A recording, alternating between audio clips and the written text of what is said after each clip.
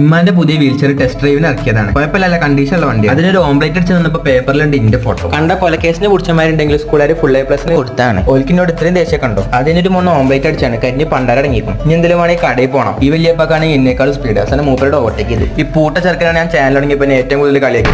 മില്ലിന് അടിച്ചപ്പോൾ തൊള്ളാട് കൂടിക്കണം. ഞാൻ കോടെടുത്താൽ പിന്നെ മഴ പെയ്യൂല. ഞാൻ ഈ പോണത് തോട്ടുകൂടിയല്ല റോട്ട് കൂടിയാണ്. അതിന്റെ ഇടയിൽ എന്നെ പഠിപ്പിച്ച സ്ഥലം എൻട്രി. ഇതാണ് മഹാനായ അൻസിൽ പഠിച്ച മദ്രസ. നമ്മൾ പോകുന്നത് മദ്രസൊക്കെ വലിയ നിലയിലായി, 2 നിലയായി. അവസാനം ഒരു വള്ളച്ചാട്ടം ചാടി പെരിയിലൊന്ന് സഹായിക്കാതിരുത്തിയാണ്. ആത്മാർത്ഥത കൂടിയപ്പോൾ ഞാൻ മോപ്പട് പൊട്ടി. ബാക്കി പച്ചക്കറി ഞാൻ കൃഷി ചെയ്തുണ്ടാക്കിയിരുന്നു. കാരണം അതൊക്കെ പാടെ കുടിച്ച് അരിയുമ്പോഴാണ് ഞാനത് കേൾക്കണേ.